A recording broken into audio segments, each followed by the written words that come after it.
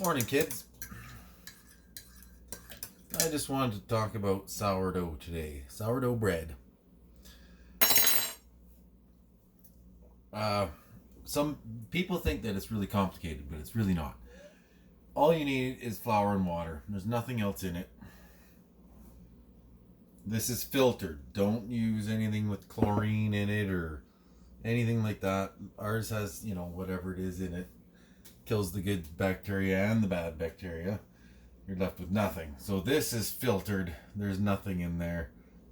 You want good bacteria in there. Your flour is a grain. Obviously, it's a plant. It's a organism. It has yeasts growing on it when it's wild and alive in the yard. Really, it's grass. Everything does.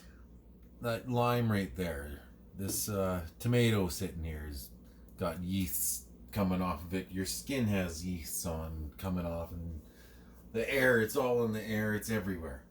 There's yeast everywhere. What we're gonna do, coffee. What we're gonna do is create a little yeast trap.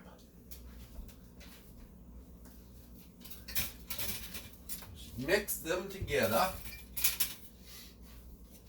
You can use metal with sourdough. People tell you you can't.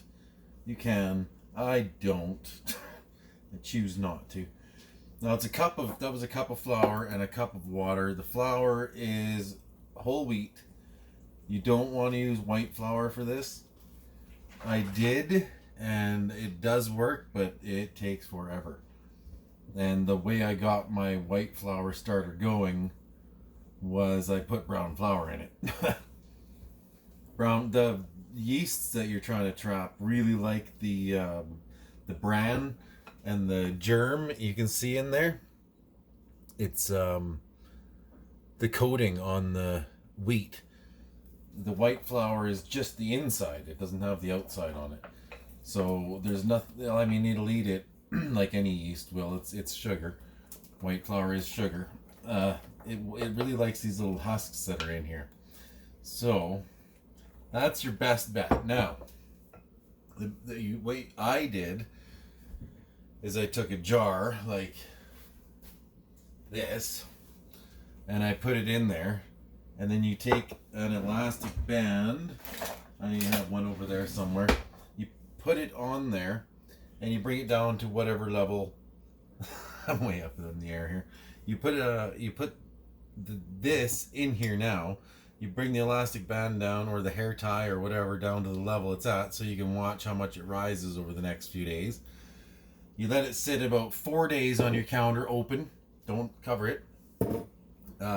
If you got a fruit bowl that you have like any fruit, bananas, tomatoes, anything like that in it that you leave out, put it near that, or put that near it, and let it sit for probably 4 days, maybe even a week. Yeah, probably 4 days, say, okay?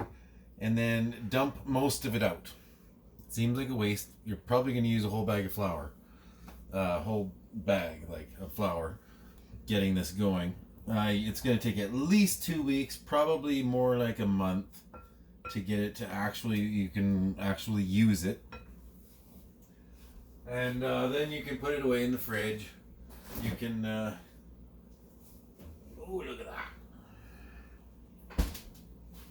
You put it away. This is my starter I started last winter. It was working really good. You can tell a starter is hungry or hasn't been fed by the color of it, the hooch on top. And there is a reason it's called hooch. There is alcohol in there. But it would not be nice to drink. It would be disgusting. It floats on top. Now this has been sitting there for, I don't remember the last time I fed it actually. I have some in there that's been sitting for months. The people say, oh, you gotta feed it every day. No, you don't. You really don't. This I'm going to revive right now. It's just sitting there doing nothing. I made this to pour into here. Now that's all you got to do to start your starter. That one in there is already started. So all I'm going to do is add this to it. Do not dump that hooch off either. I did that at first, and I learned you just set yourself back because all those good bacteria that you want are floating around in there, and then you just dump them. Okay. So this, I'll just stir this up, and anything that's stuck to the sides, you can bring it into the batter. It's not going to make a difference. It's not gone bad. It's not dried out and died. In fact, when this starter was new, probably 2 months, maybe 2-3 months old, I dried out a bunch of it. And this, they're like chips. If I took that, put it in some water with some flour maybe, and yeah, flour and water, equal amounts. Just that right there, that would start me a new starter. It makes it so I don't have to start all over again. That'll last indefinitely. Pretty well forever. And all I did to do that was get this going, just like I am right here. And leave it. You gotta let this sit so that the new flour can get eaten by those yummy little bugs in there. Your yeast you're trying to trap. Okay, now let me tell you a little bit about the old one. Okay, now your first batch that we were talking about, you set aside and you put it there for 4 days. Dump it. Put whatever you've dumped out, put back in. You put new, fresh flour and water, put back in. Let it sit every morning then for at least a week, probably 2 weeks. You'll do the same thing every day. Dump it out, make it new, put it in. Dump it out in the morning, make it new, put it in. Dump it out, it seems wasteful. So many people have come up with recipes to use your discard, it's called. You take the discard, and instead of dumping it down the sink or down the toilet or something, which we'll talk about in a second as well, you make pancakes or English muffins are good. I'm going to make English muffins. I'll film that.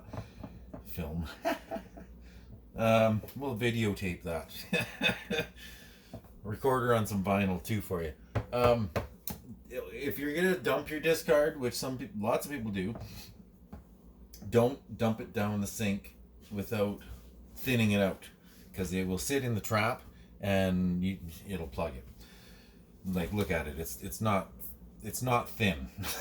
So that will plug up your sink. If you want to dump it down the sink, from here, dump it into a bowl, fill that with water, then dump it, and it'll be fine. Follow it with some water. Okay, this is looking good. This is all mixed in. If I come back to this, and I'll do this video in parts. If I come back to this tomorrow, it'll be bubbly. Then we can use it. Maybe we'll make some English muffins. But that'll just start tomorrow, because English muffins take 2 days.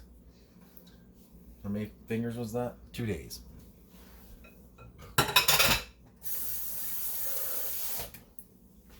What else should we know about sourdough at this point?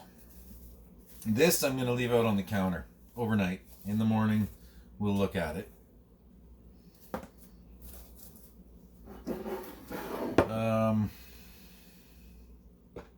Yeah, you don't add yeast.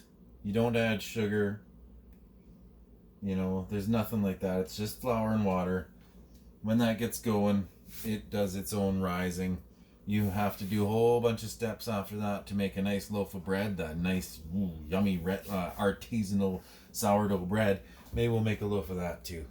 But again, my oven is on the fritz, so I'll have to use the crock pot, which isn't quite as good, but it does work.